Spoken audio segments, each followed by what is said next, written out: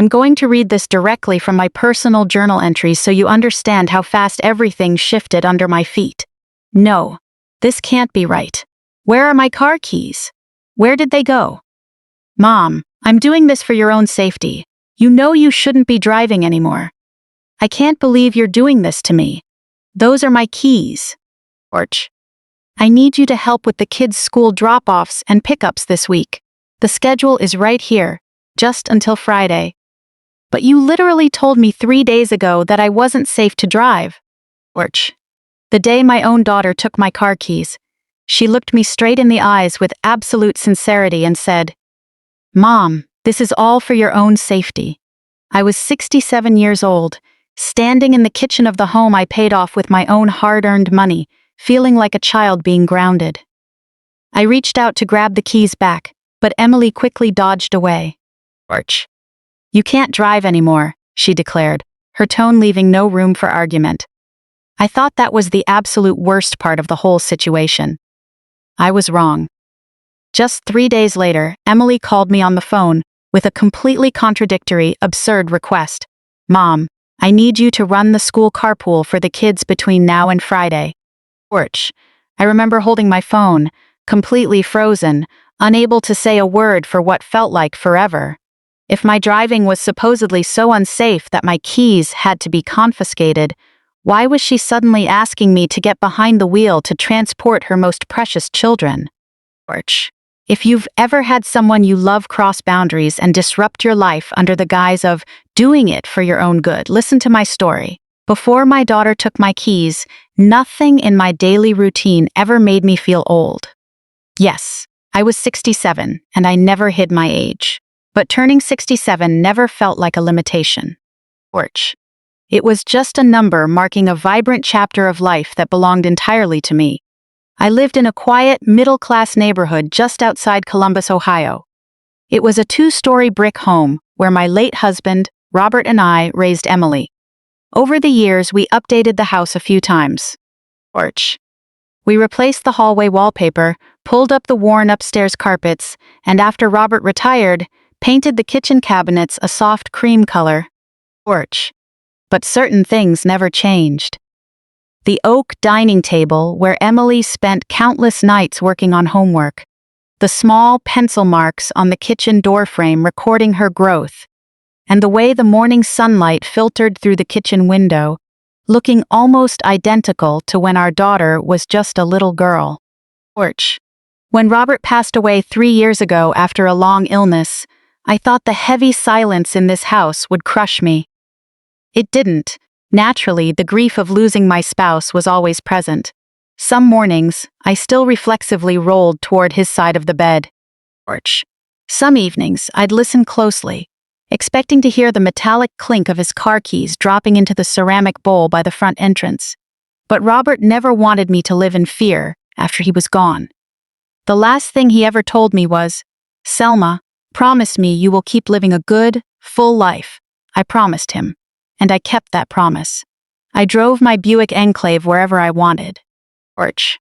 Robert and I spent a whole Saturday visiting local dealerships to pick out that car.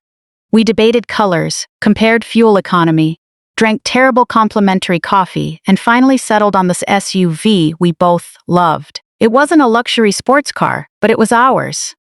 After Robert left, it became my ultimate symbol of freedom. Every Tuesday morning, I drove it to the local grocery store for weekly shopping. George. On Sundays, I drove to church. Twice a week, I drove to the public library to volunteer for a literacy program, helping children with reading challenges. Having worked as a public school librarian for nearly 30 years, I retired with a comfortable pension, but I could never completely walk away from books. Besides that, every Wednesday I had lunch with Margaret and Susan. George. The three of us had been close friends since our early 60s back when our husbands were still alive. We would complain about how fast our grandkids were growing, joke about our aching joints, trade apple pie recipes, and catch up on family life. None of us pretended that aging was effortless, but none of us believed growing older meant surrendering our independence either. George. which is why Emily's recent uncharacteristic behavior caught me so off guard. My daughter had been independent from a young age. Raised with strong values of self-reliance, she learned to stand on her own feet. When she moved into her college dorm, I didn't hover over her every night like a helicopter parent. When she rented her first apartment, I never demanded a spare key. Porch. I wanted her to understand that loving someone doesn't mean controlling them. So, when Emily began asking probing questions about my private affairs, I didn't think much of it at first. The first subtle inquiry happened right at my kitchen table. She had brought my 2 grandchildren, Sophie and Ethan, over for dinner. Porch. The kids were in the living room arguing over what movie to watch on streaming, while Emily casually flipped through the mail sitting on the table. "Mom, do you still handle all your banking entirely on your own?" she asked offhandedly. I looked up. "Of course!" She offered a small smile. "I just mean online transfers, digital bill payments, things like that." "Yes, I handle all of it." Porch. "Do you have automatic bill payments set up?" "For some of them, yes," she nodded. "That's good." At the time, I brushed it off. But a few weeks later, she dropped another question. "Mom, is the mortgage on this house completely paid off?" I remember looking at her intently. "Yes, it is." She smiled again, though her expression seemed slightly strained. "Porch. That must be nice, being totally debt-free." "It really is." She took a sip of coffee, acting entirely casual. "What about your property insurance and life insurance policies?" That question made me pause. "Why do you ask?" Emily shrugged. "No reason. I was just wondering if you have all those important documents organized." I let out a soft laugh. "Emily, I'm 67, not 97. Porch." She didn't laugh back. Instead, she said quietly, "I know." At the moment, I attributed her questions to typical sandwich generation anxiety. She was raising her own kids and likely worrying about how to support me down the road. After all, it's natural for adult children to eventually show concern about their parents' future. Porch. What I failed to realize then was that Emily's vision for my future differed drastically from my own. She wasn't simply wondering if I would age comfortably. She was calculating who would get to make decisions for me, and who would ultimately control the savings I had spent a lifetime accumulating. I was completely oblivious to her motives back then. Porch. All I knew was that Emily still visited every Sunday, still hugged me when she walked through the door, and still called me Mom. Looking at her, I could still see traces of the little girl who used to rush into the kitchen after school, drop her backpack on the floor, and yell that she was starving. That made everything so much harder. Betrayal doesn't always show up with a villainous mask. Porch. Sometimes it arrives carrying bags of organic groceries. Sometimes it sits at your kitchen table, warmly asking if you've been taking your daily vitamins. Sometimes it gently kisses your cheek before leaving, speaking in a voice identical to the child you spent your entire life protecting. Looking back, there was an even earlier warning sign. Emily had started constantly criticizing my driving. Porch.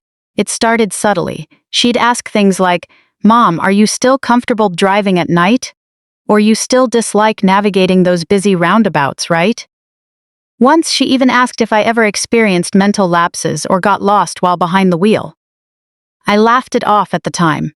"Emily, I had my driver's license before you were even born." Porch. She managed a faint smile, but I caught a flicker of unease in her eyes.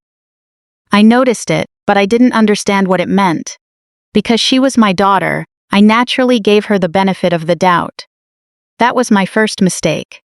My second mistake was naively believing that someone who loved me could never turn into someone I needed to protect myself against.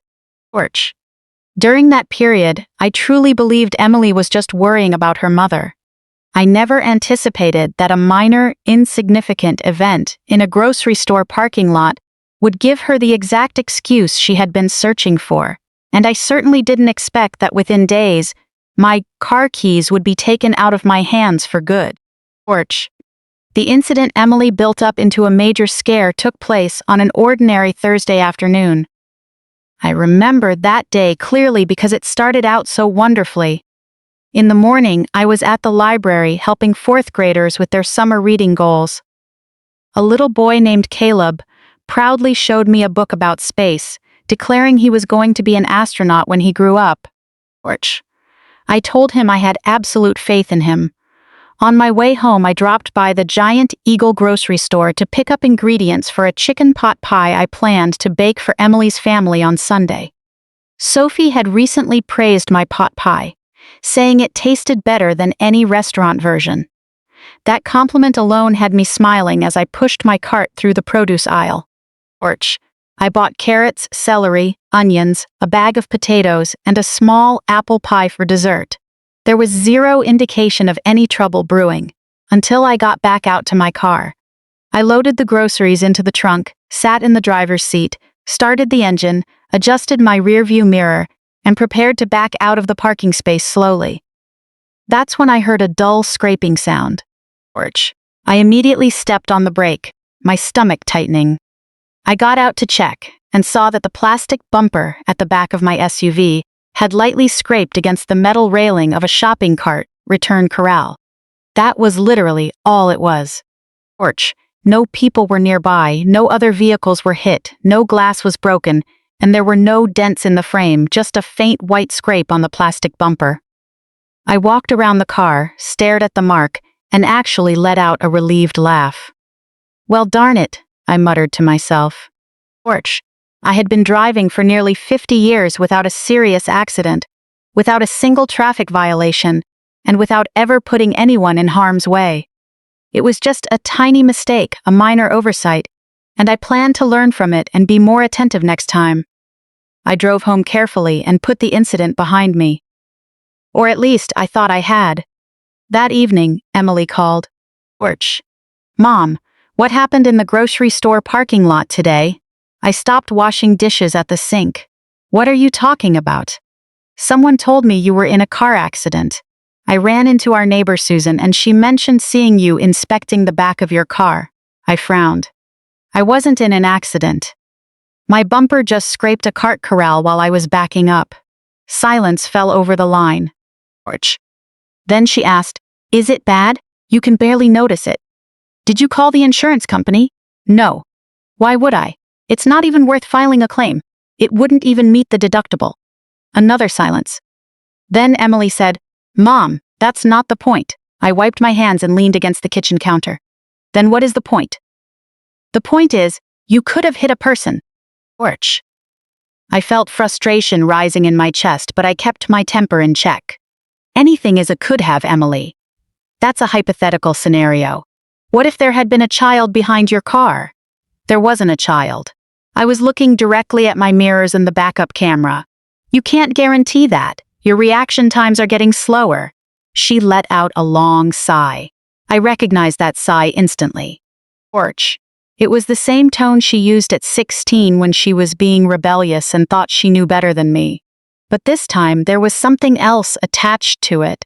It wasn't just frustration, it felt like judgment. "Mom," she said, choosing her words carefully, "have you noticed that your reflexes aren't what they used to be?" I couldn't help but chuckle. "My reflexes?" "Emily, yesterday I caught a falling glass mid-air before it hit the floor. Scrapping a metal railing doesn't mean my vision or coordination is failing." I stared at the phone, unsure whether to keep laughing or get angry. "What are you trying to imply?" "I'm suggesting you take this seriously." "I am taking it seriously." "Then maybe you should consider driving less or stopping altogether." "Absolutely not." The response came instantly, without a second of hesitation. "Absolutely not," I repeated firmly. Emily went quiet. Then she asked, "Why do you always have to be so stubborn?" "Because you're making a huge deal out of a minor scuff on my bumper, acting as if I totaled the vehicle. I'm trying to protect you." "No, you're trying to alarm me. That's not fair." I closed my eyes. I didn't want to fight with my daughter, so I softened my voice.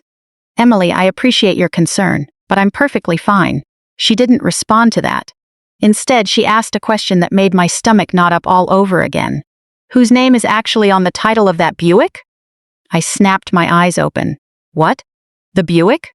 The title is entirely in my name. Why are you asking that? No reason. Porch. Just curious. There it was again.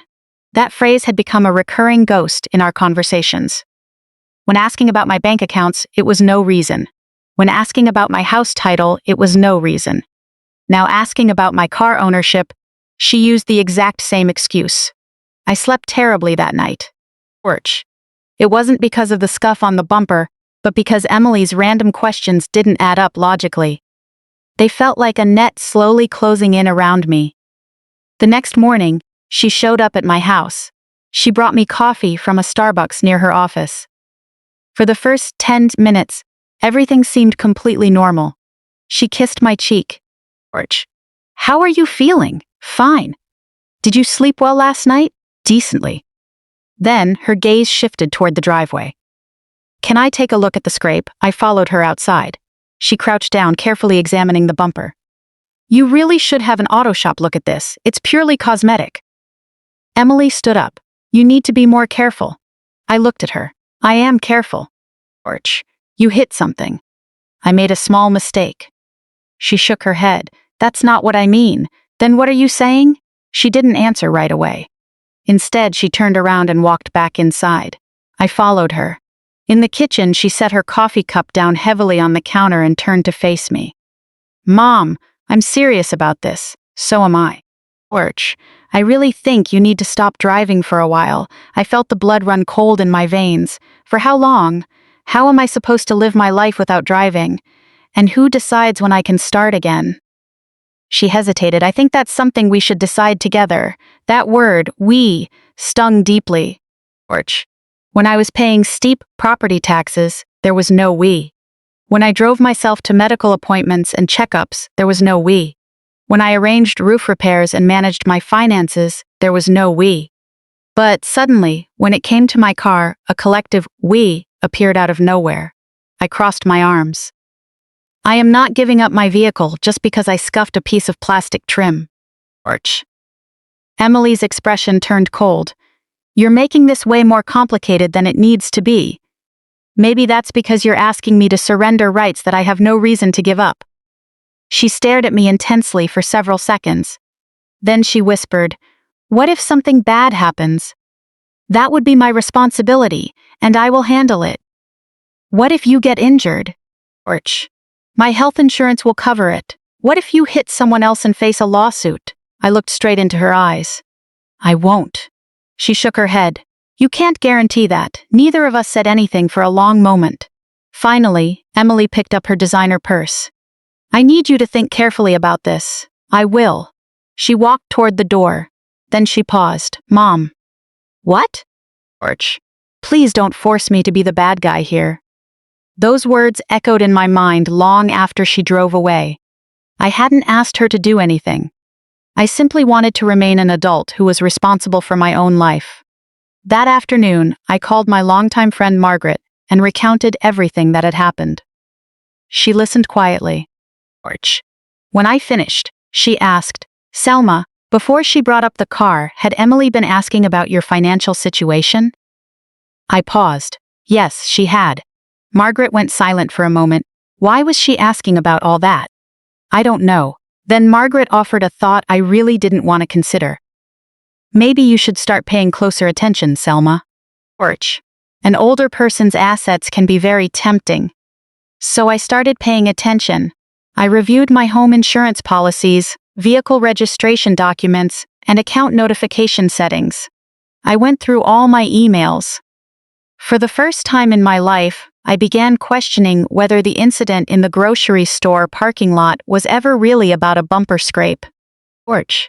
Maybe it was just a convenient pretext Emily could use to claim I was becoming incapable. I had no idea what she intended to do with those claims. However, by the following Monday, Emily showed up at my house again. This time, she wasn't bringing groceries. She wasn't smiling. As she walked into the kitchen, her eyes went straight to the ceramic bowl holding my car keys. Porch. I realized instantly that the discussion about my driving was far from over. It was only the beginning. Around noon on Monday, the doorbell rang. The moment I saw Emily standing on the front porch, I knew something was wrong. She had her bag slung over her shoulder and wore an expression that made me feel as though I had failed an exam I didn't even know I was taking. "Hi, Mom," she said. "Hi, George." She walked inside, and I shut the door behind her. For a few seconds, neither of us spoke. Then, Emily's gaze shifted to the ceramic bowl on the kitchen counter. My car keys were sitting right there, in the exact same spot they had been placed for the last 30 years. I noticed her looking at the keys. She noticed me watching her. "Can we talk?" she asked. "George, if this is about the car, I don't think there's anything left to discuss." I pulled out a dining chair. "Have a seat." She didn't sit down. Instead, she stood across from me with her arms folded. "Mom, I've been thinking a lot about our last conversation. So have I. And I still think you're blowing things out of proportion." Emily let out a slow sigh. "That's precisely the issue." "What issue?" "George, you don't see what I see." I felt my chest tighten again. "And what exactly do you see, Emily? You're getting older." I stared at her. "I'm well aware. The Social Security statement I get every month serves as a regular reminder." "No, Mom. I mean, your overall capabilities are declining." The way she delivered those words made them sound like a terminal diagnosis. I stood up. "George, Emily, if you came over today just to remind me that I'm 67 years old, you can head back home." She appeared agitated. "I don't want to argue with you." "Then don't. I want you to hear me out. I am listening." Suddenly, she stepped toward the counter and picked up my car keys. I moved forward immediately. "Put those back." She gripped them tightly in her hand. "George, Mom, please calm down. Put them down." Her eyes filled with frustration, almost welling with tears. "I'm doing this because I love you. Using love as an excuse doesn't give you the right to take your mother's personal property. This isn't just about the car. Then why are my keys in your hand?" She remained silent. I took a step closer. "Emily." She looked at me. "George, I am not going to ask you again. Put them down." Her gaze darkened. "Then I have to tell you, I'm holding on to these keys." I let out a harsh laugh, unable to process what I was hearing. "You? Holding on to my keys?" "Yes. You are my daughter, not a police officer. You know your name isn't on the deed to this house, and you know you don't own that Buick." "I know." "George. Then what gives you the idea that you can just take my property?" Emily clenched her jaw. "Because I'm trying to prevent a tragedy. If you get into a major accident, it could financially ruin the whole family. If that's your logic, I could slip in the bathroom tomorrow. Are you going to take away my shower next?" "This isn't a joke, Selma." She was so worked up she didn't even call me Mom. "George, it certainly isn't a joke." She avoided my gaze. I could tell she had rehearsed this entire confrontation beforehand. That realization hurt far more than the argument itself. She hadn't come over to consult me about whether I should drive. She had arrived with a harsh, predetermined decision. I reached out to take the keys back. Emily stepped backward. "Please don't." "No." "Hand them over." "George." "Mom, stop. Give me my keys." She gripped them even harder, her knuckles turning white. "I can't." "You can. I'm not giving them back to you." For a long moment, we stood there staring at each other. Then Emily said something I will never forget for the rest of my life. "You need to start accepting reality. You aren't the person you were 10 years ago. George, you're no longer fully capable of managing everything on your own." Those words felt like cold steel driving straight into me. Of course, I wasn't the same person I was a decade ago. George. 10 years ago, Robert was still alive. 10 years ago, I was working full-time at the school. 10 years ago, my knees didn't ache when the weather changed. 10 years ago, when life got difficult, I had a husband to lean on. But that didn't mean I had lost my mind or my ability to manage my own life. "I'm not asking to be 20 again," I said quietly. "George, I am simply demanding the right to make my own choices." Emily shook her head. "You don't understand." "Then explain it to me." "I don't want to get a call from a hospital in the middle of the night telling me you were in a crash." My heart softened for a brief second. "Emily, I understand your fear. Then let me help you. You can help me without stripping away my independence." "George." She looked down at the keys. "I can't do that anymore." Why? She didn't answer. Why, Emily? Finally, she whispered softly. Because you just won't cooperate. I felt a sharp sting behind my eyes as tears threatened to spill over. If cooperating means following your orders blindly, then you're right. She turned around and walked toward the front door. Porch. I thought she was leaving, but she paused at the doorway. I'm keeping these keys for now, she said, looking back once. For your safety. Then she walked out, and the front door shut firmly behind her.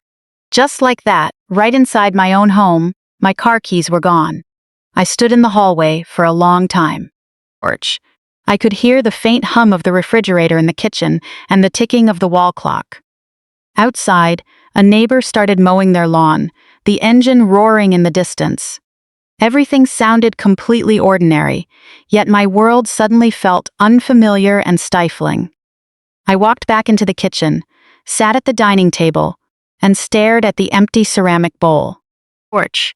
It felt absurd to be so shaken over something small. It was just a key, a piece of metal that could easily be duplicated at a hardware store.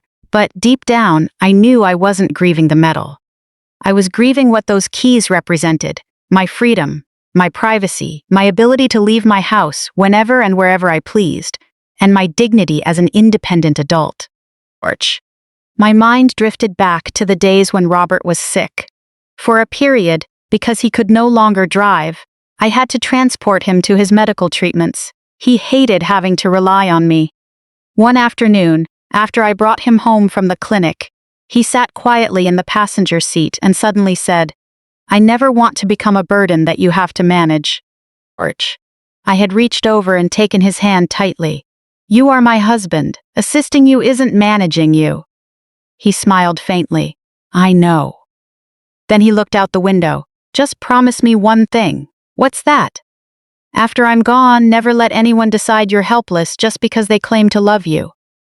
At the time, I thought he was simply expressing his feelings about his illness. Porch. Now, I wondered if he had somehow foreseen this exact moment and offered me the warning I needed most.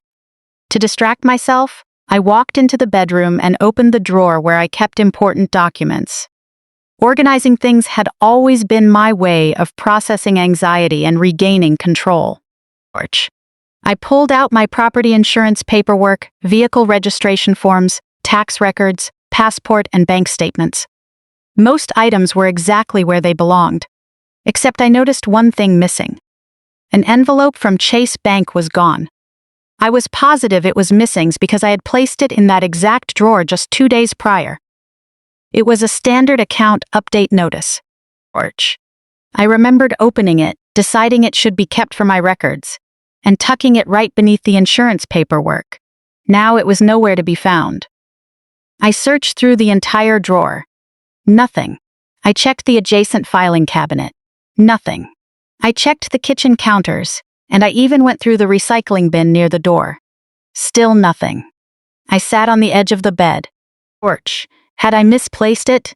Did I accidentally throw it out? Was my memory actually starting to fail me? Then an unsettling thought entered my mind. Emily. I tried to dismiss the thought immediately. No, I whispered to myself. My daughter would never do something like that. She wouldn't go through my private files. She wouldn't take items from my house. She wouldn't meddle with my financial affairs. Porch. She was just worried about me, panicked over a minor parking lot scuff. There had to be a logical explanation. I desperately wanted to believe that. So I dialed her number. It rang 4 times before she picked up. Mom?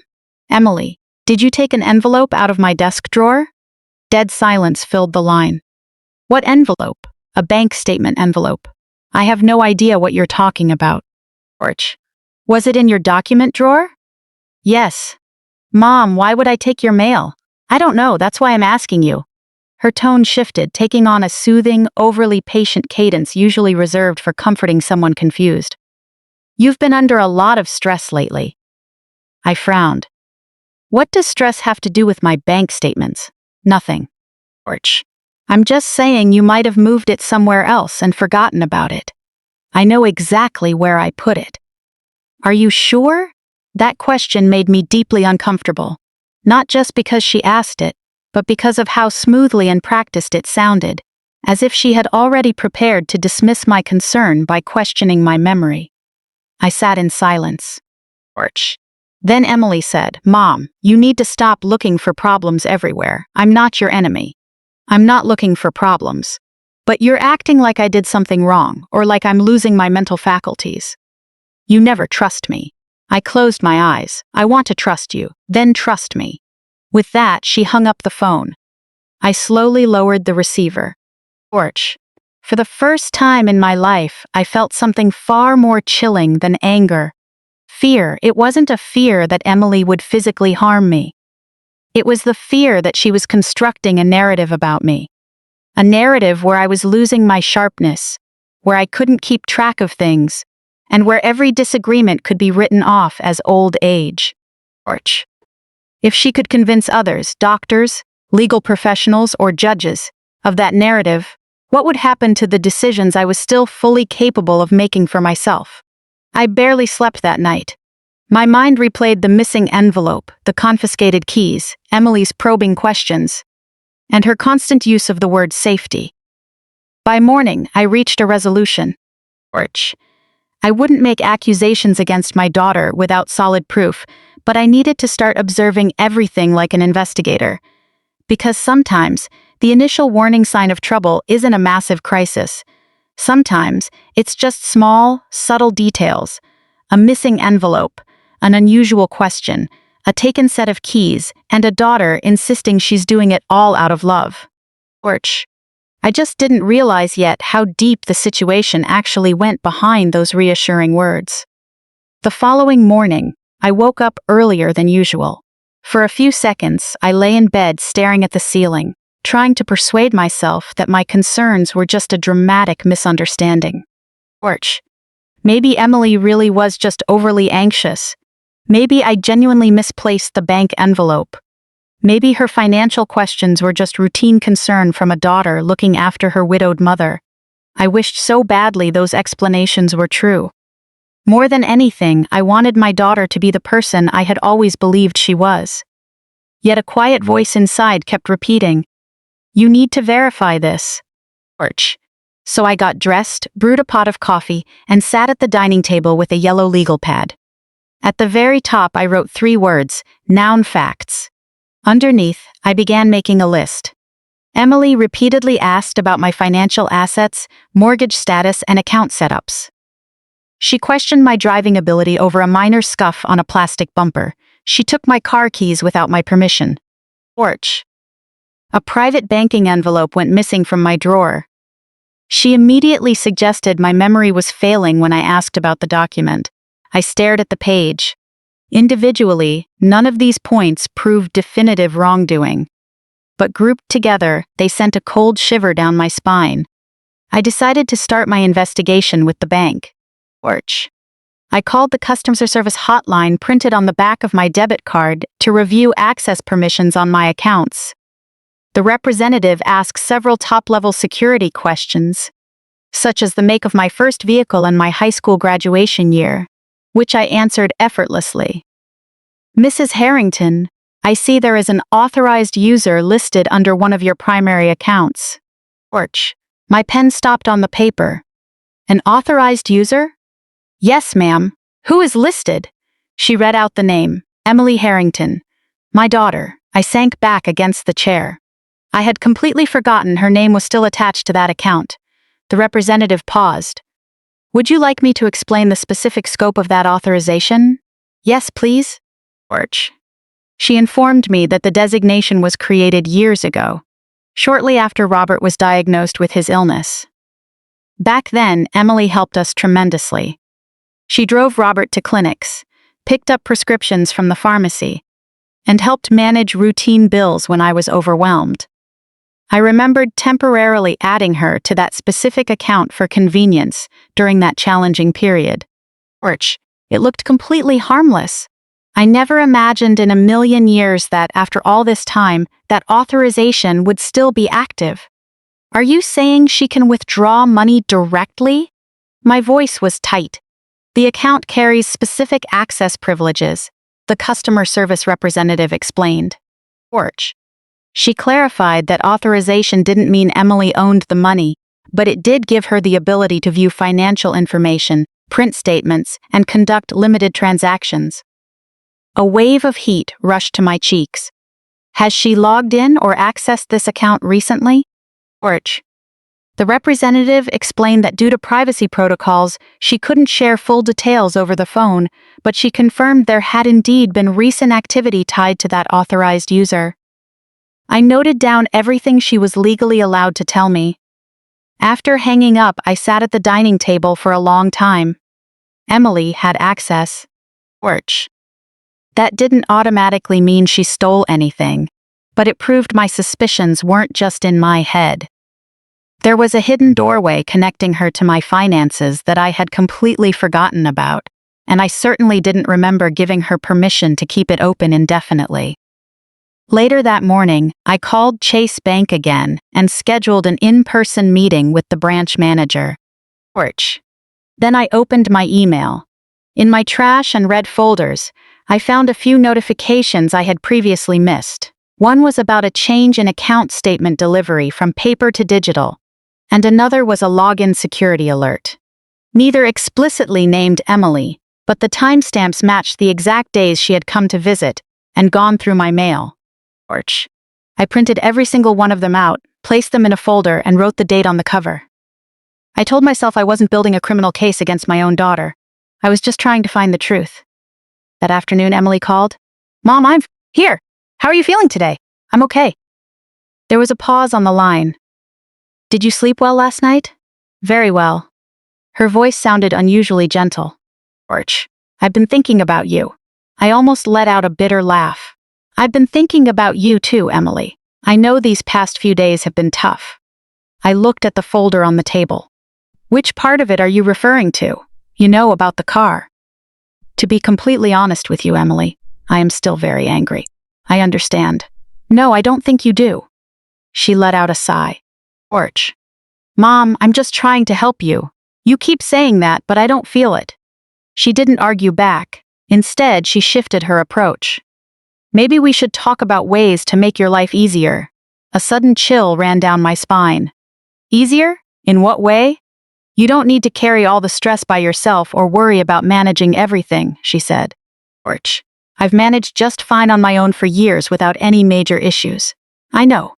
Then, why do you keep acting like I'm incapable of taking care of myself? I never said that. I took the keys for your safety, and I'm talking about making things easier because I'm your daughter. I closed my eyes. Orch. She kept repeating, I'm your daughter, as if it were a hypnotic spell, as if being my daughter meant every decision she made to strip away my independence was somehow noble.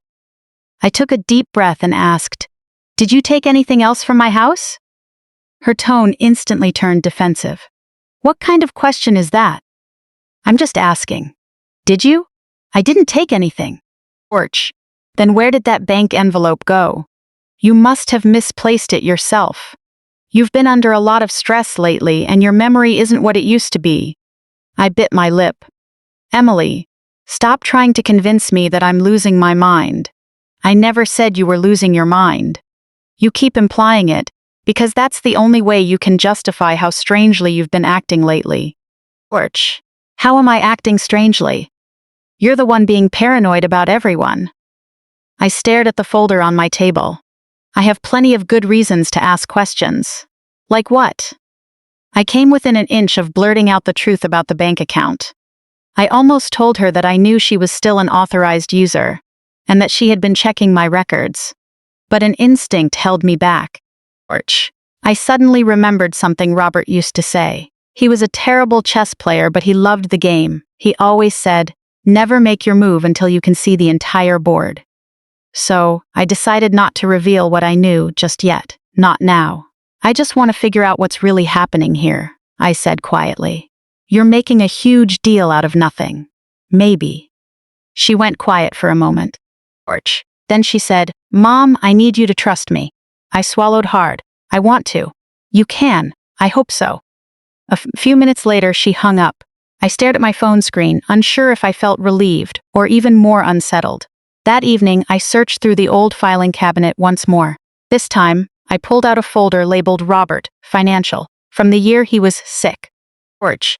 Inside were insurance claim forms, medical bills, tax documents, and a photocopy of an old bank authorization form. I pulled it out. Emily's name was right there. I did remember signing it back then. But right underneath the authorization line, there was a handwritten note in Robert's distinct penmanship, for temporary access only. Must be revoked afterward.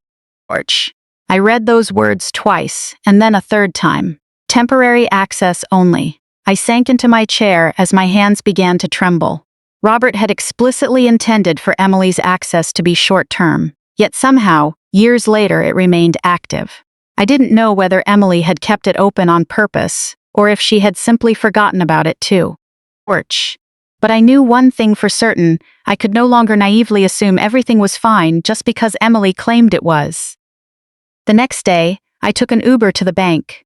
The branch manager, Denise, met me in a private office. I brought my ID, a copy of my house deed, and Robert's old authorization form with his handwritten note. Denise reviewed the documents carefully before looking up at me. Mrs. George. Harrington, are you looking to modify this authorization? I nodded. Yes.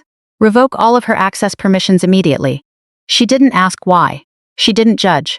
She handled the entire legal process with utmost professionalism. Before leaving, I asked one last question. Has anyone requested detailed information about my account recently? George. Denise looked at her screen, and her expression subtly shifted. There is an inquiry on record. Who was it? She hesitated. Under privacy guidelines, I cannot disclose specific tracking details beyond authorized permissions. I understand, I said. I didn't need her to spell out the name. Someone had been looking into my financial records, and the timing was far too precise to be a coincidence. George. As I sat in the Uber on my way home, it struck me that my own daughter still held the keys to my car. For the first time in my life, I felt like I was standing outside my own home, watching someone else rearrange my life through the window. I had spent nearly 30 years teaching my children that facts matter more than assumptions. Now, I had to take my own advice. George. I wasn't going to raise my voice or hurl accusations at Emily. I wasn't going to say a word to my grandchildren, nor was I going to share all my suspicions with my oldest friends. I was going to watch quietly and gather evidence, because I finally realized something important. The issue was no longer whether Emily took my keys out of genuine concern for my driving safety. George. The real question was, now that she had established the premise that I was no longer capable of handling my own affairs, what was she planning to do next? And I had a strong feeling that the answer had nothing to do with road safety. Over the next few days, I tried my best to act as if nothing had happened. But that was much harder than it sounded. George. Every morning, I would wake up, walk downstairs, brew coffee, and instinctively reach for the ceramic bowl on the kitchen counter. When my hand caught empty air, I remembered. My car was still parked in the driveway, but the keys were with Emily. George. I could have called and demanded she return them. I could have taken a ride over to her house, or I could have hired a locksmith to rekey the car entirely. But I didn't. It wasn't time yet. After visiting the bank, something inside me had shifted. I no longer wanted to make reactive moves. I wanted to understand the full picture. George. Curiously, while I was quietly investigating Emily, she began playing the role of the perfect daughter. She called every single morning. Mom, how did you sleep? What did you have for breakfast? Do you need me to pick anything up from the grocery store after work? On Tuesday, she showed up at my house carrying 2 heavy bags of groceries. I brought you some coffee, she said. George. I peeked inside the bag, and it was the brand Robert and I had bought for decades, Folger's Classic Roast. For a brief second, my heart softened. You remembered? Of course I remembered, she said, wrapping her arms around me. I didn't push her away. That was the most painful part of this whole situation. Even though I was deeply suspicious of her and guarding myself against her, I still loved her. George. There was no internal switch I could flip to turn off a mother's love for her child. She was still the little girl who used to crawl into my bed during thunderstorms. She was still the teenager who cried over the phone when she struggled with calculus in college. She was still the woman who held my hand tightly at Robert's funeral, with tears streaming down her face. Orch. Love doesn't vanish just because trust becomes complicated. Sometimes, love only makes the realization of betrayal cut deeper. That afternoon, Emily sat across from me at the kitchen table. "I've been thinking," she said. I looked at her. "About what? That sounds dangerous."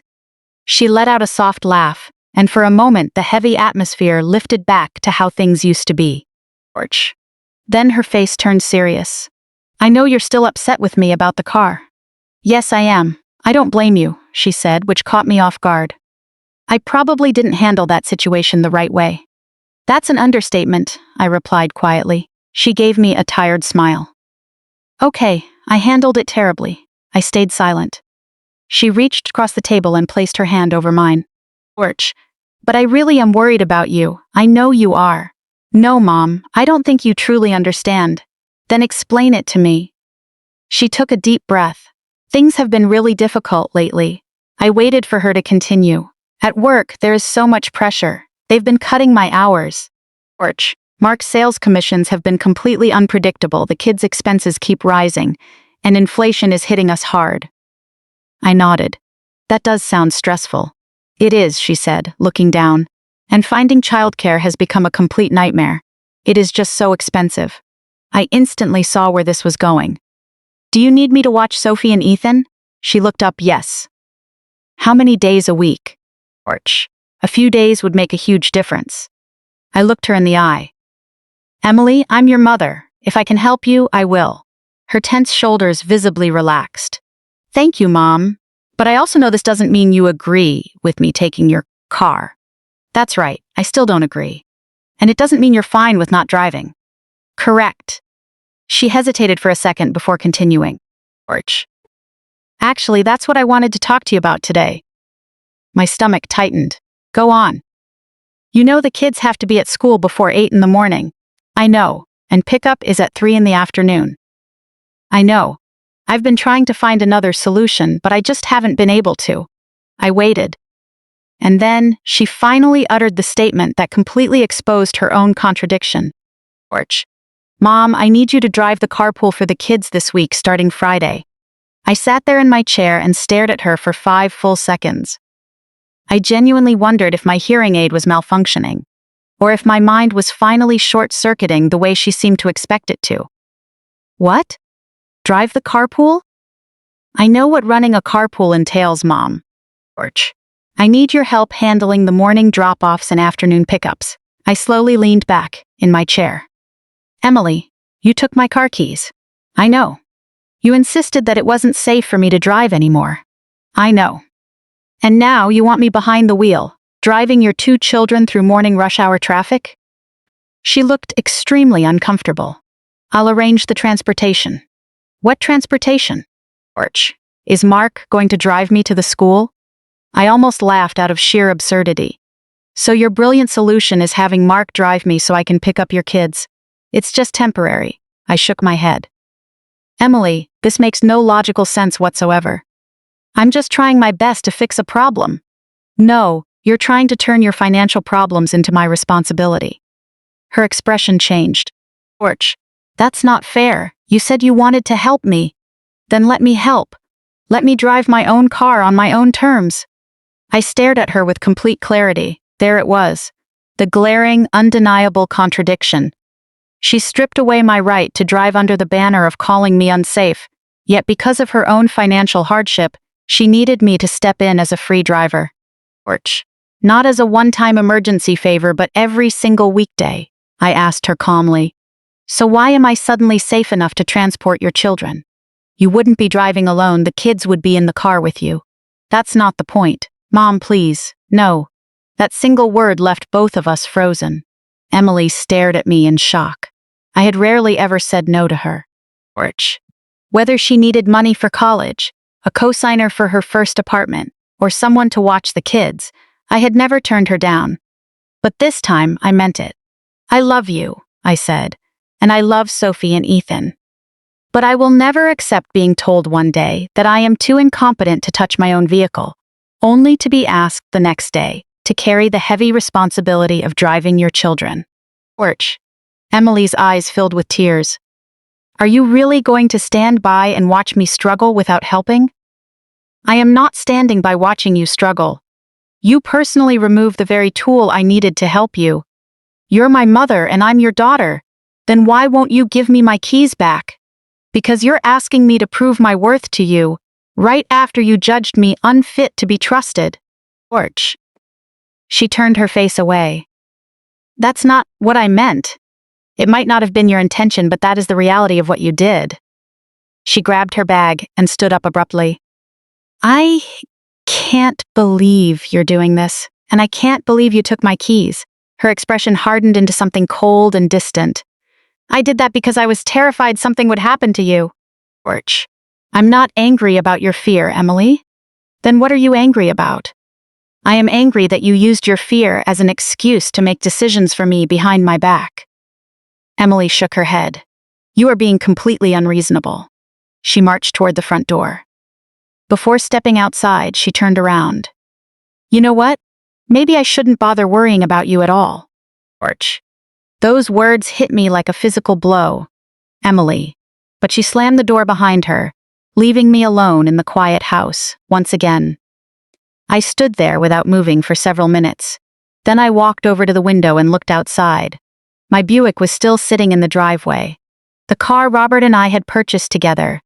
The vehicle Emily had unilaterally decided. I was no longer fit to drive. Porch. Yet she had expected me to get behind the wheel by Friday, to shuttle her children around. I knew something was deeply wrong, I just hadn't uncovered the full extent of it yet.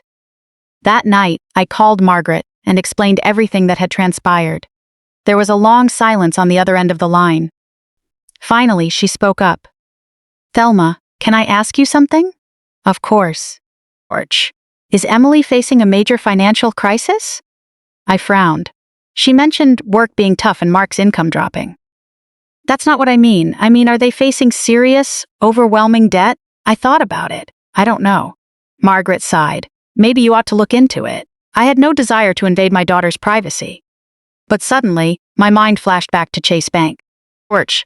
I thought about the mysterious missing bank envelope. I thought about Emily asking whether my house was fully paid off. And I thought about Robert's handwritten note that read, temporary access only. I think you're right, I whispered.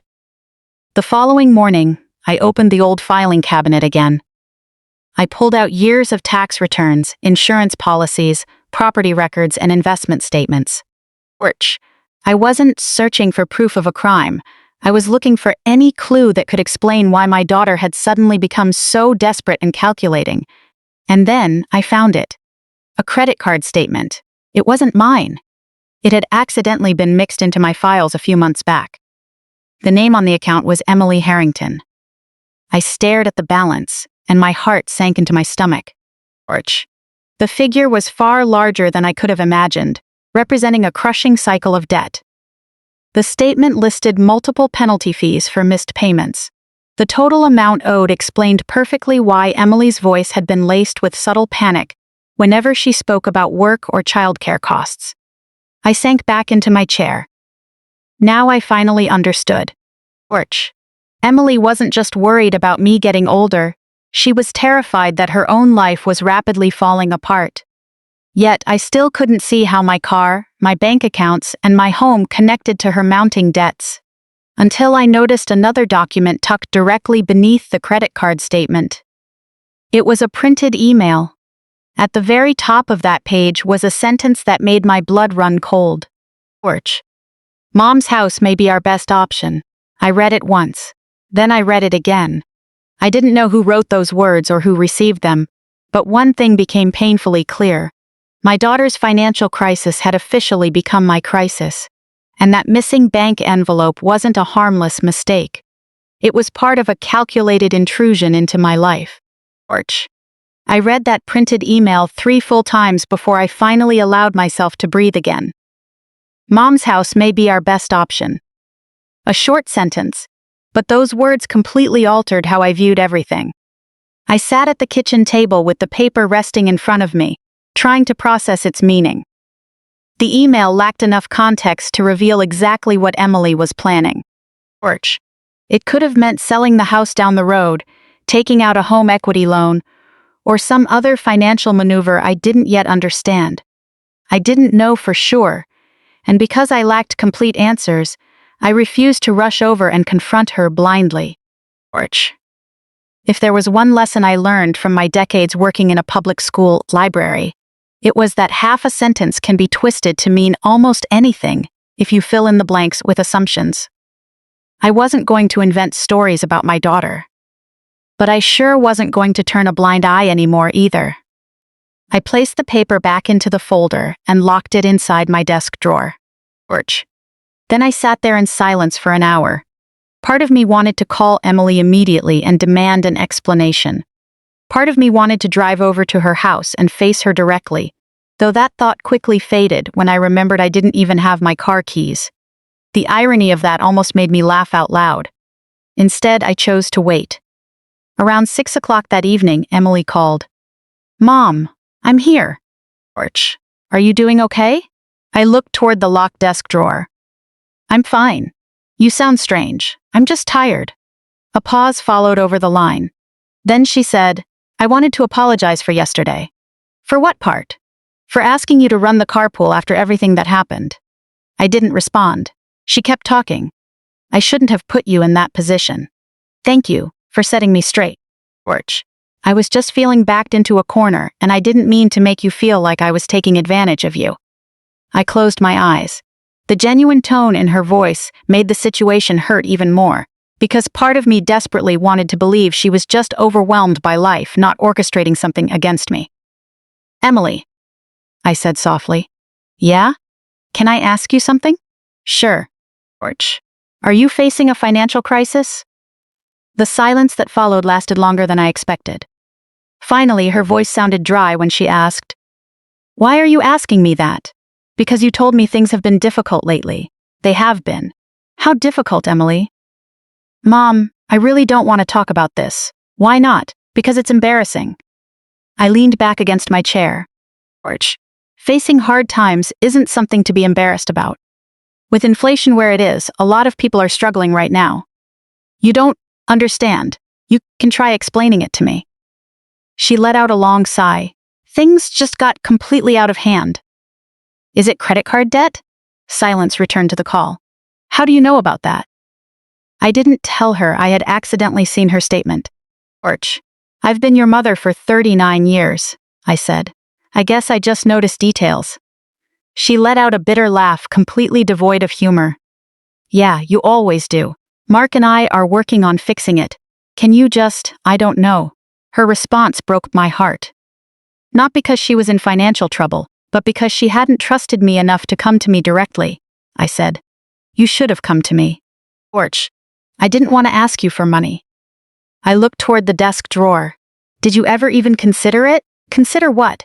"Ask yourself, did you ever entertain the idea that my house could solve your financial problems?" The phone line went completely dead silent. In that exact moment, I realized I didn't need a verbal confession. I had already received my answer. "Mom, did you see that email?" Porch. Her voice was shaking. "Where did you see it?" I stared at the wall. "I asked you a question." "You went through my personal files. I did no such thing." "Then how could you possibly know about that?" "That isn't what matters right now. It does matter." Her voice rose in pitch. "So you admit you've been spying on me. I never said that. And your reaction right now proves that my instincts were correct." Porch. "You're accusing me." "I am asking you, because you didn't trust me and kept me completely in the dark." I felt tears welling up in my eyes. "I trusted you enough to give you access to my financial life. I never asked for that access, but you kept it active. I forgot to revoke it, and you quietly maintained it. So why were you asking about my bank accounts?" "Because I was worried about you." Porch. "Then why were you asking if my house was fully paid off?" "Because I wanted to make sure you were properly protected." "Protected from what?" She stopped speaking. I waited. "Emily, protected from what?" Finally, her voice dropped to a low whisper. From future risks. I don't follow. What does that mean? Arch.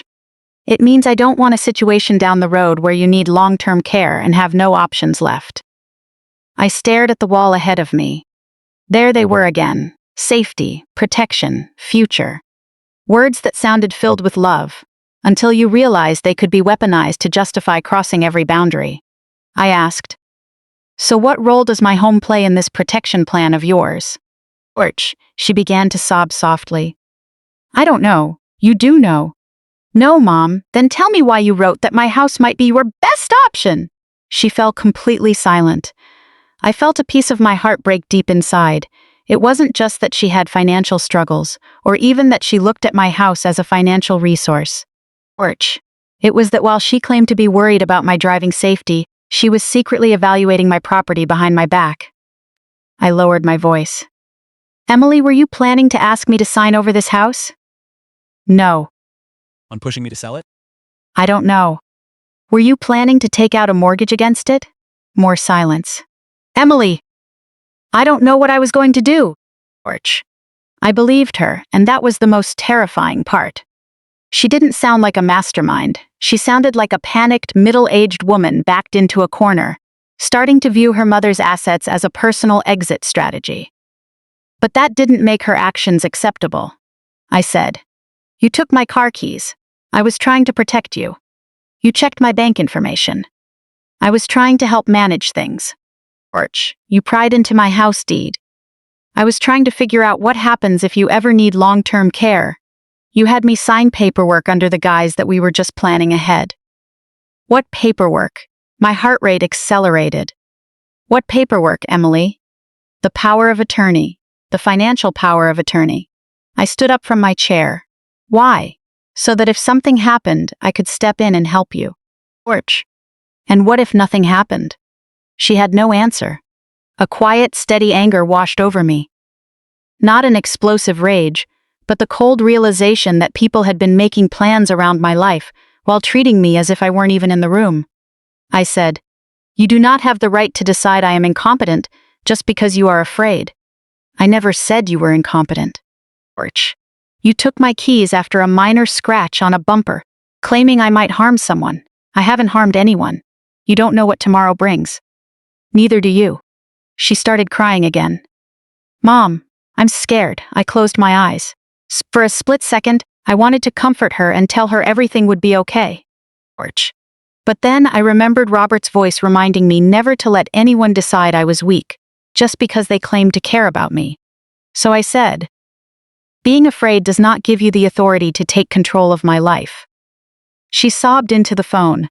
"I was just trying to protect you. Then who is going to protect me from you?" The question slipped out before I could stop it. Orch. There was absolute heavy silence on the line.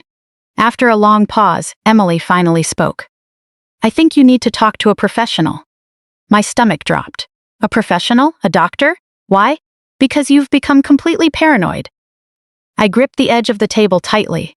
"I am suspicious because my car keys vanished out of nowhere." "You blame everything on those keys." "No, Emily." Orch. "I blame everything on a total lack of trust." "You don't trust me. I do trust you." She couldn't back that up. "I trusted you with my home, my family, my grandchildren, and my finances. You're making me sound like a monster." "I don't want to view you as a monster, so stop offering excuses and tell me the truth." "I already told you everything." "No, you gave me fragments." She cried harder. "Orch, I don't know what else you want me to say. I want you to explain why you thought you had the absolute right to make decisions about my life." "I didn't. I only took your keys." "Because you claimed I was unsafe behind the wheel. Yet you turned around and begged me to drive your children because you needed help. Which narrative is the truth?" She had no defense left. "Orch," I continued, "if I am too dangerous to drive myself, then I am far too dangerous to drive your children. But if I am capable of safely driving your kids every day, then I am fully capable of deciding whether I can drive my own car." She couldn't refute it. In that moment, everything became crystal clear. This entire conflict wasn't about a vehicle or road safety. It was entirely about control. Orch. I didn't know what Emily ultimately intended to do. or whether Mark was involved. I didn't know how far this would go, but I knew I could no longer pretend things were normal. Before hanging up, Emily said something that stayed with me. "We have to figure out what comes next." I looked toward the desk drawer. "No," I said calmly, "we will figure it out. But this time, I am the one making the decisions." Torch. The line went silent as the call ended. I stood alone in the kitchen. Outside, the sun was setting behind the trees, leaving the house in quiet shadows. For years, I believed the hardest part of growing older was losing the people you love. Torch. Now, I was beginning to understand that sometimes the hardest part is realizing the people you love have started viewing you differently, seeing you as fragile, easily managed, or someone whose life can be rearranged without consent. I wasn't looking to wage a war against my daughter, but I was fully prepared to defend myself. Torch. Tomorrow morning, I was going to find out exactly how much she had already set in motion behind my back. The next morning, I woke up with a single goal. I needed concrete proof of whatever Emily had set in motion. Not my fears, not my assumptions, but verifiable evidence. Torch. After Robert passed away, I truly appreciated why he always insisted on keeping copies of important records in 3 separate locations. "Paperwork doesn't argue with you," he used to say, "it simply presents the facts." So I brewed a fresh pot of coffee, sat at the dining table, and began reviewing every document in my possession. I started with the house. The deed was registered solely in my name. Torch. There were no active mortgages, no liens, and no outstanding lines of credit against it. That brought me a small sense of relief. Next, I checked my retirement accounts, and everything appeared completely intact. I verified my life insurance policy was current, and my vehicle registration remained under my name. Then, I opened the folder containing my estate planning documents. Torch. My will was right where it belonged.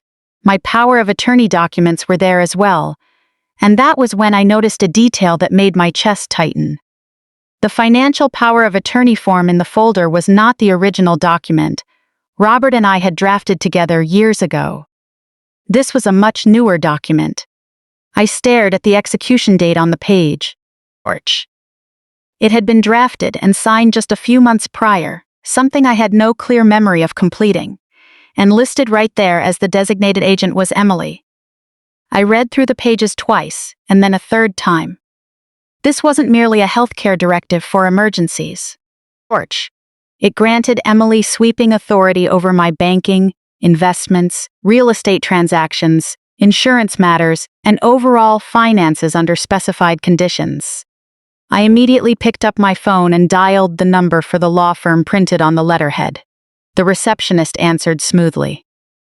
"Good morning, Harrington Law. My name is Thelma Harrington." Torch. "I need to speak with someone regarding a power of attorney document on file." She asked for my date of birth and verified my identity before placing me on a brief hold. A few moments later, a familiar voice came on the line. "Mrs. Harrington?" "Yes. Is this Laura Bennett?" I recognized the name. Laura was the attorney who had assisted Robert and me with our estate planning years ago. Torch. I got straight to the point. "Did I execute a new financial power of attorney recently?" There was a short pause on the line. "Yes, you did." My heart skipped a beat. As she confirmed the exact date, the memory slowly resurfaced. A few months ago, Emily had driven me to a clinic appointment and ran a few errands with me. Torch. Afterward, she mentioned that since Robert was gone, we needed to review my paperwork to ensure everything was properly updated. I remembered sitting in a conference room. I remembered Emily sitting right beside me. I remembered signing several pages, but I had absolutely no recollection of granting her broad financial authority over my estate. Torch. "Laura," I said, choosing my words carefully, "can you explain to me what I actually signed that afternoon?" Her tone became more cautious. "Mrs. Harrington, I can certainly go over the documents in your file. Please go ahead." She outlined the paperwork. One document was an updated healthcare directive, another was an emergency contact form, and the third was the financial power of attorney. Torch. I closed my eyes tightly. Why was Emily listed as the primary agent? Because she was the agent designated on the form. Did I specifically request that? Laura hesitated. Mrs. Harrington, I cannot speak to your internal intentions beyond what is legally executed on the signed documents before me. I understand. George. So you're confirming that I signed a document granting her authority without me fully realizing the scope of it? Silence filled the line once again before Laura spoke in a measured tone. Are you currently experiencing any concerns regarding your ability to make independent financial decisions? No, I am not. Have you recently been diagnosed with any medical condition affecting your memory? No. George, have you experienced episodes of confusion or memory loss? No. Then I strongly suggest we meet in person. I agreed. Before hanging up, I asked one last question. Was Emily present when I signed it? Yes. My stomach cramped up. Was anyone else present? Yes, our paralegal.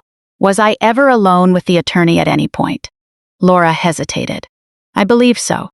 George, we'll go over the full file in detail when you arrive. I thanked her and hung up the phone. I sat there completely motionless. Emily hadn't just taken my car keys. She had taken me to a law firm months ago. She had helped arrange documents that handed over control of my finances to her, and I had either forgotten or I had simply failed to fully grasp what I was signing at the time. George. Both possibilities terrified me. But there was something else. If Emily genuinely believed I was losing my cognitive abilities, why had she never suggested I see a doctor?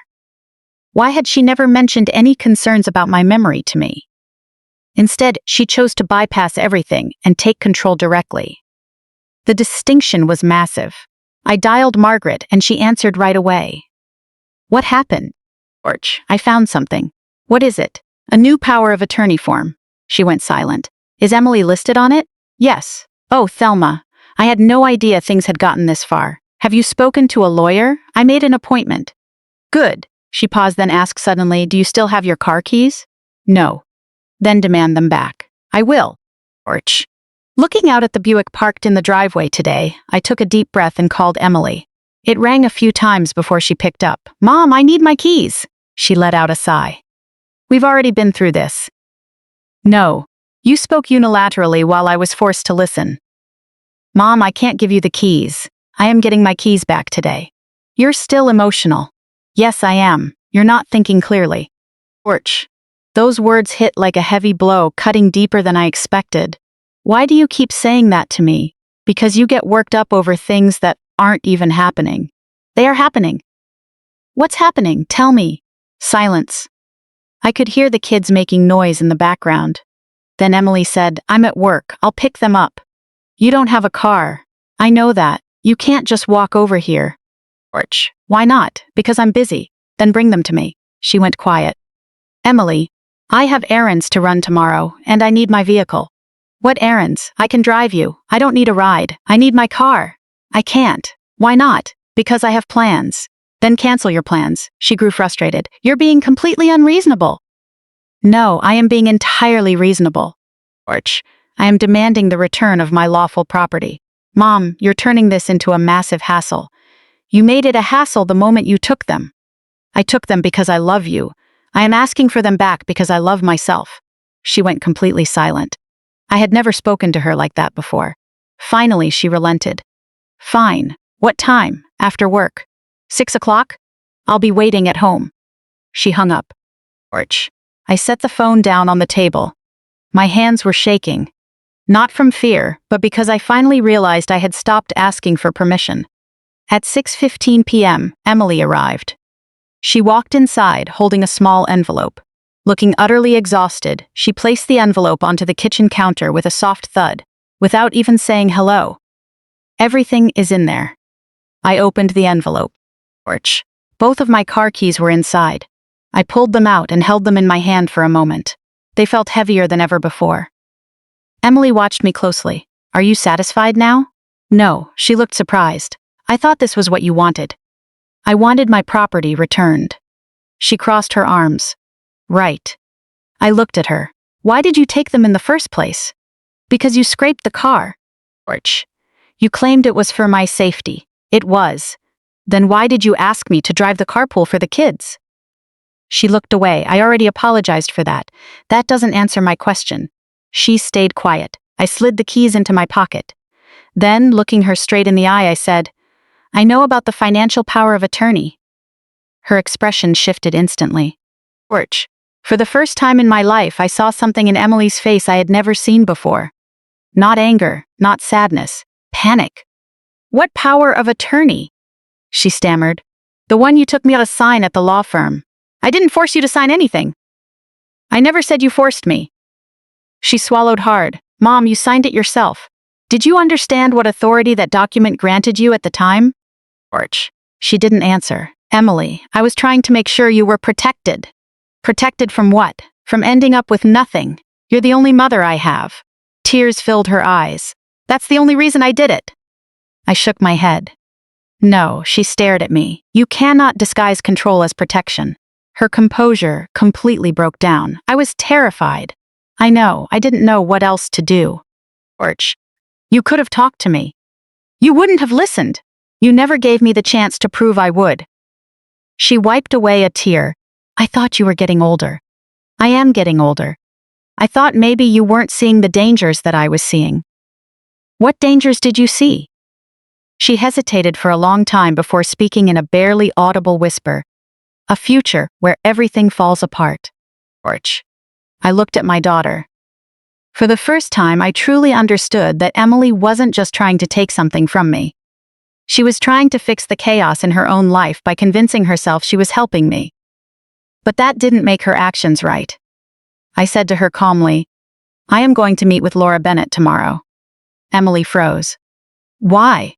Because I need to fully understand every document I signed. Torch, you don't trust me. I need to trust legal documentation. She lowered her head. Neither of us said another word. Then she walked toward the door. Before leaving, she turned around. Mom. Yes? I never intended to hurt you. I believed her. And that was precisely what made the whole situation so heartbreaking. I know, I said, but you did hurt me. She nodded softly. Torch. Then she opened the door and walked out. I stood in the doorway, watching her walk toward her car. For years, I believed that protecting family meant taking on all their burdens and stress. Now, I was beginning to understand a very different reality. Sometimes, protecting your family means refusing to let their fear break down your boundaries. Torch. Tomorrow, I would sit across from Laura Bennett and finally uncover the full truth behind the document Emily helped put in place. I had a strong feeling that the truth would change everything. The next morning, I arrived at Laura Bennett's law office 10 minutes early. During the entire drive over, I kept rehearsing the same questions in my head. What did I actually sign? Torch. Why did Emily need to be present? How much power did this document really grant her? And most importantly, could it be revoked? I parked the Buick in the small lot outside the building and sat in the car for a moment before stepping out. Just having my car keys back felt entirely different. They were still mine. That simple fact brought me a huge sense of comfort I was reluctant to admit. Torch. Stepping into the lobby, Laura greeted me warmly. Thelma. It's wonderful to see you. I embraced her. I'd be much happier if I weren't here under these circumstances. She offered a sympathetic smile. I understand. We walked into her private office. She closed the door and placed a thick manila folder onto the desk. This is the entire file related to the documents you signed a few months ago. Torch. I stared at the folder. Everything? All of my estate planning materials? She nodded. Laura opened the folder. The top few pages were familiar. My healthcare directive and my updated emergency contact sheet. Then she placed the durable financial power of attorney directly in front of me. I recognized my signature. Without a doubt, it was my handwriting. Torch. But the further down I read, the more chilled I felt. The scope of authority in this document was far broader than I remembered. Exceptionally broad. It granted Emily absolute power under specific conditions to handle banking, sell investments, execute real estate transactions, manage insurance policies, and oversee all other financial affairs. I looked up at Laura. Torch. Why would I sign something like this? She answered carefully. You mentioned at the time that if you ever became unable to manage these matters yourself, you wanted Emily to step in and assist. I don't recall saying that. You were very explicit about wanting your daughter involved. Was I? Yes. I stared down at the document. Then I asked, did Emily explain why she needed this document in place? Orch. Laura shook her head. Emily didn't draft the paperwork, but she set up the appointment. She reached out to our office to arrange the meeting. My heart sank. So she initiated it. Yes. Did she inform you that I was having memory issues? Laura looked at me. She voiced a few concerns. What kind of concerns? Orch. She was worried you were becoming overwhelmed managing your increasingly complex financial paperwork. I felt anger flare in my chest. I am not overwhelmed. I understand. Did she say I was confused? Laura paused for a moment. She mentioned she was concerned you might eventually struggle to manage everything on your own. I leaned back in my chair. There it was again. Eventually. Orch. Not today, not right now. But eventually. Using a hypothetical future problem to justify taking control in the present. I asked, when I signed this, did you believe I lacked mental capacity? No, I did not. The response was prompt and definitive. I stared at her. If you believed I was fully competent, why didn't you advise me to consult an independent attorney to review it? Orch. Laura's expression turned serious. We generally encourage clients to review key documents carefully. You were given the opportunity to ask questions at the time. I did remember asking a question. What did I ask back then? You asked, what happens if I can't handle things myself anymore? Laura nodded. We then explained the function of this power of attorney to you. Orch. Now, my memory of that meeting became crystal clear. Emily was sitting right next to me. She had said to me then, it's just paperwork, Mom. It doesn't change anything unless something happens. I believed her back then. Now I realized how carefully chosen those words were. It doesn't change anything unless something happens. I looked at Laura. Orch. Can Emily use this power of attorney immediately right now? Not automatically. I felt a wave of relief. So she can't simply take over my assets? Not based on the terms outlined here, no. What conditions are required for her to activate it? Orch. Laura explained that specific triggering conditions were built into the document, such as written incapacity certifications from 2 doctors, before key powers could be exercised. I listened intently. Then I asked, could she fabricate or attempt to unilaterally declare that those conditions have been met? Laura's expression grew more guarded. Anyone can make a claim. Orch. Whether that claim holds up legally is a different matter. I understood. Emily hadn't gained unlimited authority overnight, but she held something powerful. A legal document bearing my valid signature.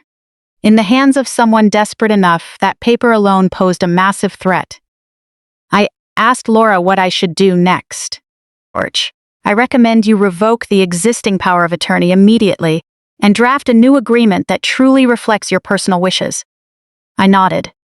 Let's do that. She smiled gently. We can handle that for you. Then she added something that made me freeze. However, Thelma, there is one more detail. What is it? Orch. When you signed the original documents, Emily also provided us with a detailed summary of your personal financial situation. My stomach tightened instantly. What summary? She provided us with a comprehensive list of assets registered under your name. I stared at her. I never authorized her to do that. Laura didn't respond immediately. Was that information accurate? I asked. Yes. Orch. Including my house? Yes. My investment accounts? Yes. My bank savings? Yes. I closed my eyes. That meant Emily knew practically everything. Not because I had openly shared it with her, but because under the guise of helping me organize paperwork, she had completely mapped out my financial footprint. I felt a profound sense of calm settle over me. I wasn't afraid anymore. I was angry. Orch. Not the explosive kind that makes you lose your mind, but the cold clarity that makes you sharp. I said, I want to revoke any and all access permissions Emily holds regarding my affairs. Laura nodded. We can initiate that process today. Do it right now, and I want copies of all revocation documents. You will have them. Orch. I also want my bank to know with absolute certainty that Emily no longer holds any authorization. We can assist you in notifying the bank." I thanked her. Then I asked the question that had been weighing on my heart from the very beginning. "Laura, did Emily ever ask about my house?" Laura looked at me. "Yes, she did." My heart stopped beating. "What did she ask?" "George. She inquired whether your real estate could be transferred into a family trust." I stared at her. "Did she explain why she wanted to do that?" "She mentioned that if you ever required long-term care in the future, doing so would streamline the process." I almost let out a bitter laugh. That explanation sounded so completely reasonable, so flawless. That was precisely what made it so dangerous. George, every step Emily took could be wrapped in an unassailable narrative: care, safety, protection, planning, family duty. Yet when you pieced all those words together, they formed something entirely different: a takeover. I signed the revocation documents. Then I signed updated paperwork reflecting my true wishes. George. For the first time in months, I felt like I was holding the steering wheel of my own life again. The moment I stepped out of Laura's office, I called Chase Bank.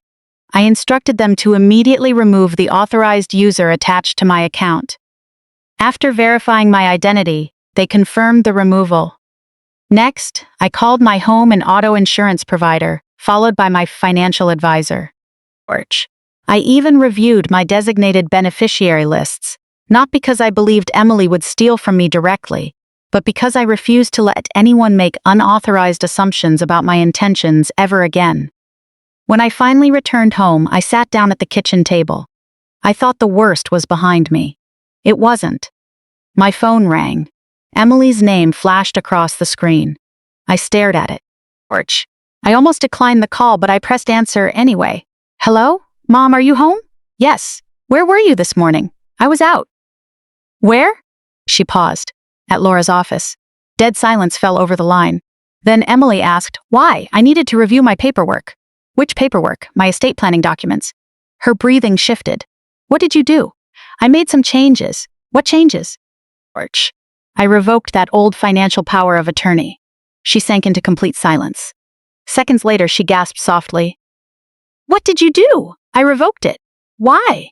"Because I don't want you holding that kind of power." "Mom, you have no idea what you're doing." "I know exactly what I am doing." "You're going to regret this. You're making a huge mistake." "No, I'm not. You will regret it." George. I felt a sharp ache in my heart. "Emily, I love you. This doesn't sound like love. Love doesn't mean handing over control of my life to you." "You think I was trying to control you. I know You were, she began to cry. you don't trust me anymore. I want to be able to trust you again." "Then why would you do this?" "Because trust cannot survive without boundaries." She said nothing. George. Then, in a strange, distant voice I hardly recognized, she asked, "Did Laura mention the house to you?" I froze.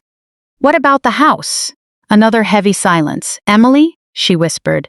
Nothing. The line went dead. I slowly set my phone down. The house. She brought it up herself, not me, not Laura, but Emily. She was in such a rush that she mentioned the house before I even asked. George. Suddenly, a terrifying truth clicked into place. The power of attorney wasn't her end goal. It was merely a tool. What Emily truly wanted was connected to that paper, something tied to my home. It was something she had been quietly calculating long before she ever took my car keys. I walked over to the window and looked out at the house Robert and I had built together. Porch.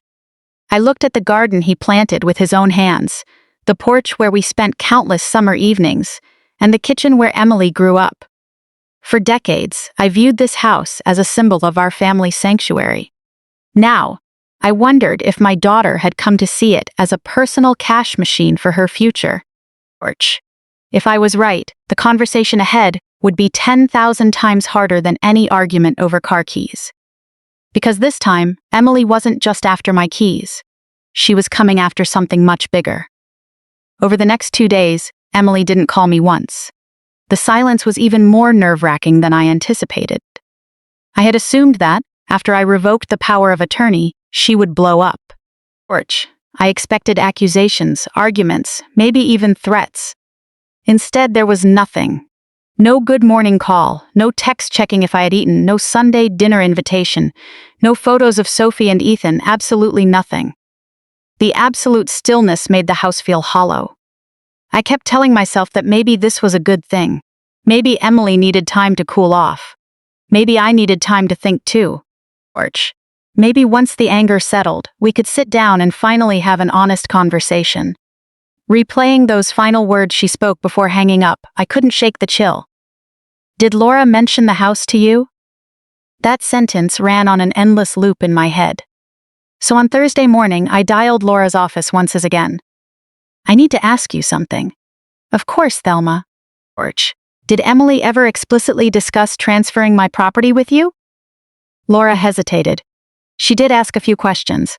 What kind of questions? She wanted to know if the property could be placed into a trust. Did she ask if the house could be sold outright? Yes, my stomach churned. Did she ask about its current market valuation? Yes, I closed my eyes. How much did you tell her? I only confirmed the valuation provided on the asset summary she handed me. I understood. Emily had already mapped out the bottom line on this home. I asked one final question. Did she ever state that she wanted the house for herself?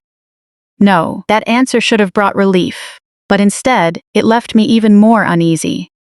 Because sometimes people don't need to explicitly say what they want. The direction of their questions reveals everything. That afternoon, I called my real estate attorney, Daniel Brooks, an old friend who had worked with Robert years ago.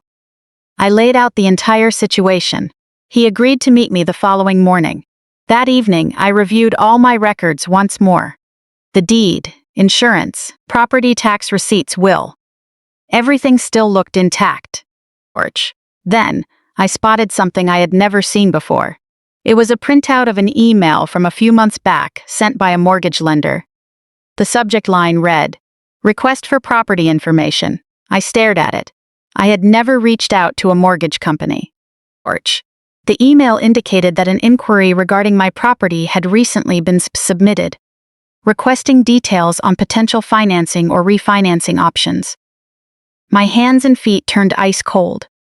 I dialed the phone number listed on the email. A representative answered. After passing through lengthy security verification, I asked if anyone had submitted a loan application for my address. The representative checked the system. There is an inquiry on record, she said. Is it a formal loan application? No, not a completed application. Just an initial inquiry.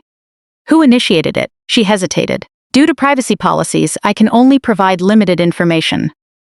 I understand. She informed me that the inquiry had been submitted using contact information associated with my daughter. I didn't need to hear anything more. I hung up the phone and sank into my chair at the dining table. Emily had asked if the house was paid off. She had inquired about its valuation. She had asked a estate lawyer about placing it in a trust. She had access to my financial accounts. And now, someone directly linked to her had used my property address to consult a mortgage company about financing options. A wave of nausea hit me. Yet one puzzle piece remained unsolved. Why? The answer revealed itself the following morning. At 9 a.m., I met with Daniel in his office, bringing every document I had gathered. He listened patiently as I explained the entire story from start to finish. When I finished, he looked at me. Thelma, do you believe your daughter is attempting to steal your property? I don't know. That's a very heavy accusation, and I hesitate to think that way.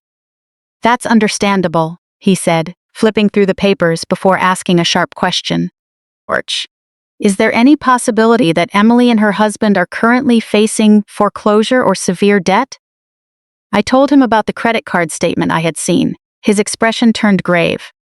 If that's the case, your home represents financial collateral to them. Financial collateral? A means to secure financing. Like refinancing your house or taking out a home equity line of credit HELOC to consolidate their debts. I swallowed hard. But she can't legally do that without my signature, right? Under normal circumstances, no. But if she held that financial power of attorney, things get complicated. It depends on the specific terms and triggering conditions of the document. I looked down. Porch. That's why she wanted it. Perhaps. That word felt heavy in the air. I asked, can she still sell or mortgage my house right now? Not without proper authorization and met conditions. And since you've revoked the POA, she certainly doesn't have that authority moving forward. I let out a long breath of relief. But what if she quietly initiated processes already? Daniel looked at me. Porch. That's precisely what we need to verify, he suggested. I checked the county property records office immediately to ensure no deed transfers, liens, or unknown legal documents had been filed. We checked right then and there. Nothing had been recorded. I felt half the weight lift off my shoulders. For the first time in days, I could breathe deeply again. But Daniel wasn't finished. Porch. Thelma, there's one more thing you need to consider. What's that? You need to change all the locks on your house. I stared at him. Why? Does your daughter have a spare key to your home? I thought about it. Yes. Then change them. My heart sank again. I had given Emily that spare key when she moved out at 22, a symbol of pure trust. Now it was a vulnerability. I nodded. I'll change them. Porch. Daniel also advised me to update all my passwords, online banking, email, and any accounts Emily might know the login info for. I felt deeply embarrassed. How did I let things get to this point? You did nothing wrong, Thelma. You simply trusted your daughter, he said, leaning back. Trusting someone isn't foolishness. Those words stayed with me. Porch. After leaving his office, I went straight to a locksmith. By late afternoon, every exterior lock on my house was brand new. The old keys were useless metal. Standing on the front porch, holding the new keys felt strangely symbolic. I wasn't locking Emily out. I was locking out uncertainty. That evening, a text from Emily finally came through. Mom, we need to talk. I stared at the screen. Porch. I waited a few minutes before replying. Talk about what? Her response was fast. About everything. I typed, tomorrow. She replied, please don't bring lawyers into this. I froze. I hadn't told her I met with Daniel. How did she know? I didn't reply. Moments later, another text popped up. I know you saw someone today. My heart hammered. I typed, who told you? No reply. Then, Mom, please. Porch. I just want to fix this. I stared at the words. I wanted so badly to believe her. So I dialed her number. She answered on the first ring. Mom? Emily. I'm sorry. I'm so sorry. I said nothing. I know I handled everything horribly. Yes, you did. I was backed into a corner. I know. I never intended for you to think I was trying to take your house. I closed my eyes. Porch.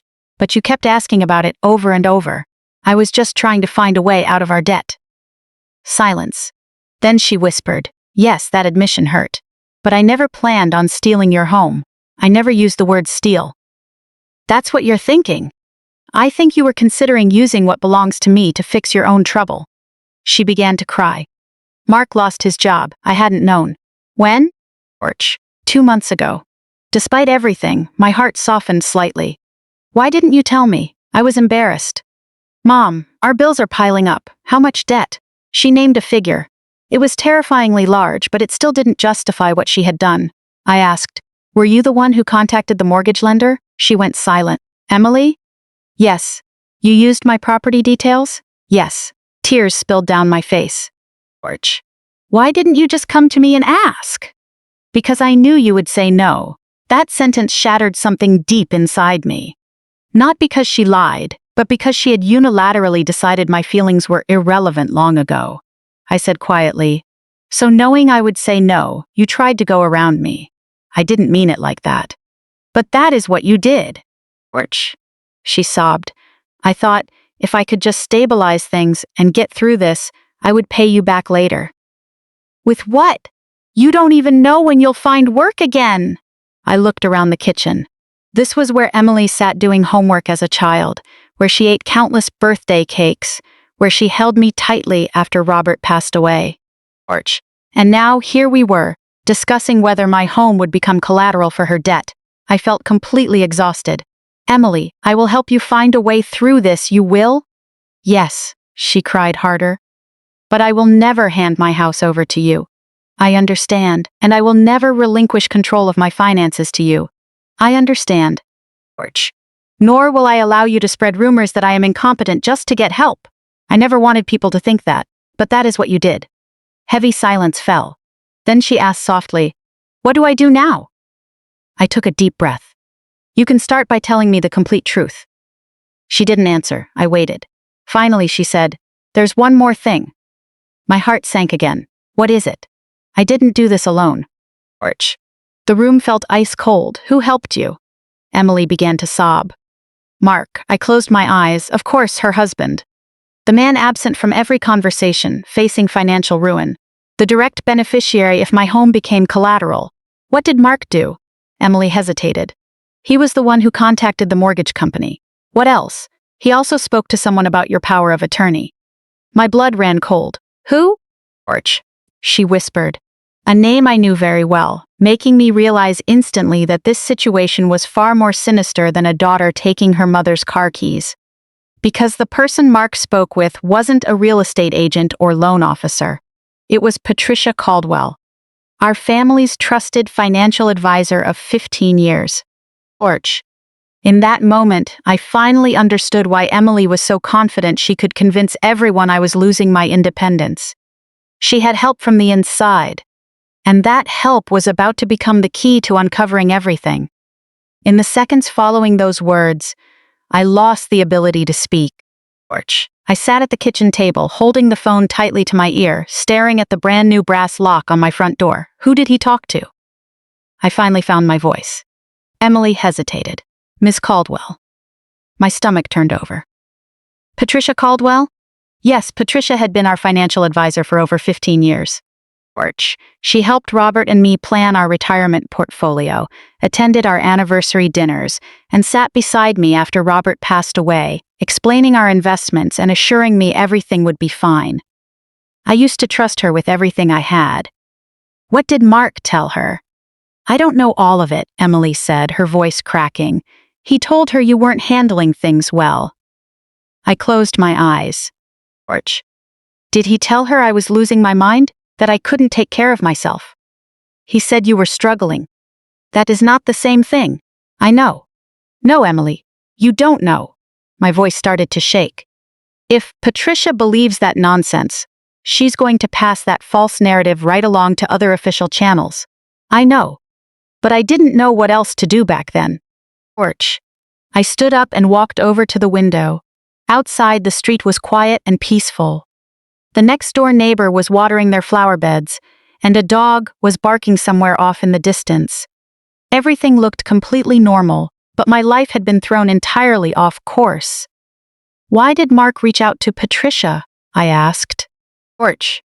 He wanted to know if there was a way to tap into your assets without selling the house. My hand tightened around the phone. So, he was looking for another shortcut to get his hands on my money. He said it was only temporary. Temporary. I repeated the word through gritted teeth. That seemed to be everyone's favorite excuse. Orch. Temporary access, temporary help, temporary financial pressure, temporary control. But those so-called temporary decisions almost always cause permanent damage. Did Patricia ever contact you? I asked. Yes, last month. What did she say? She asked how you were doing lately. I felt my heart sink. Did she say why she was asking? She said there were some internal concerns. Orch. What kind of concerns? Emily didn't answer, but I already understood everything. I had become the subject of secret discussions in meetings I wasn't even invited to attend. People were quietly evaluating whether I was still capable of running my own life, while I was sitting at home like a fool, thinking my daughter was just worried about me denting my bumper. I sat back down. Orch. Emily, I need you to tell me everything. I will. Not later. Right now. She took a deep breath, her voice trembling. Mark felt, if we could convince you to move into an assisted living facility, the house could be sold or mortgaged. I stared at the wall. For a moment, I couldn't hear anything except the heavy sound of my own breathing. Assisted living? Yes. Orch. You wanted to push me out of my own home? No, it wasn't like that. Then explain it to me. It wasn't supposed to happen like that. Then how was it supposed to happen? We thought maybe, eventually, you might need more care. We? Who is we? You, Mark, and Patricia? No, then who else? She didn't answer. Emily, what about my doctor? My blood turned cold. My doctor? Orch. Yes. What does my doctor have to do with any of this? Mark contacted someone at the clinic. I felt a sudden wave of dizziness. What did he say to my doctor? He wanted to know if they had any concerns about your memory. I stood up again. Did my doctor say there was something wrong with me? No. Did Anian say there was something wrong with me? No. Orch. Then what right do you have to talk about me like I'm in the late stages of severe memory loss? Emily started crying again. I don't know. No, you do know. I was scared. You were scared. So instead of coming to talk to me honestly, you started calculatedly building a case against me. That's not what I meant to do. But that's exactly what you did. She had nothing left to say. Orch. I looked at the clock on the wall. It was almost 8 in the evening. Suddenly, I knew exactly what I had to do. I want to meet tomorrow. Okay. You, Mark, and me. Emily went quiet. Mom, just the three of us? No, Patricia, too. I don't think that's a good idea. Why? Because things could get really ugly. I let out a bitter laugh. Things got ugly a long time ago. She sighed. Orch.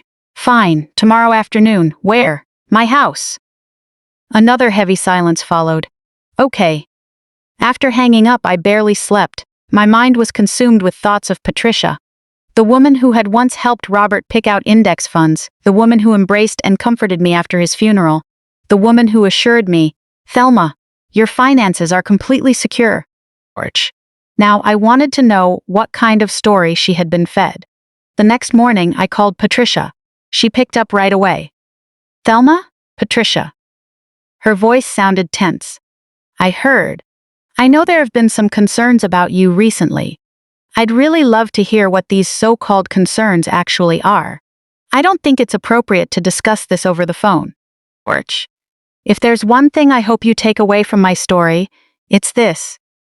Getting older never means you become powerless. There's a dangerous assumption in society that once we reach a certain age, our children automatically know what's best for us. Sometimes they really do have good intentions, and their concerns come from a place of genuine love. Orch. But without respect, love can quietly turn into control. I learned that I can accept help without giving up my independence. I can listen to my children's advice while firmly refusing to let them make decisions for me. I can forgive someone while never forgetting what happened. Most importantly, I learned that setting boundaries never means loving your family any less. Orch. Sometimes clear boundaries are the only way to keep love alive. Emily and I almost lost each other forever because we let fear drown out honesty. She was afraid she'd be responsible if something happened to me, and I was afraid of losing control over my own life. It wasn't until the damage was done that we finally spoke the truth. But when we finally laid the truth out in the open, we had something to rebuild on. If you're watching this, and if you've ever been forced to give up control over your life because someone claimed it was for your own good, remember this. Your voice still matters. Your choices still matter. Your dignity still matters. And you always have the right to say no. At the same time, if you're an adult child caring for aging parents, remember that protecting someone never means taking away their right to choose. Talk to them, listen to them, and include them in the process. Because one day, showing love might not mean holding on tighter, but giving them the freedom to keep being themselves. Now, I'd love to hear from you. Have you ever had a family member cross your boundaries under the excuse of doing what's best for you? How did you handle it? Let me know your story in the comments below. If this story of family struggles touched you, please subscribe to the channel and join me as we explore more stories about family betrayal, love without boundaries, and second chances. Wherever you're watching from in the world, drop your city and current time in the comments. Sometimes, just knowing we're listening to the same story together, across different times and places, makes us feel a little less alone.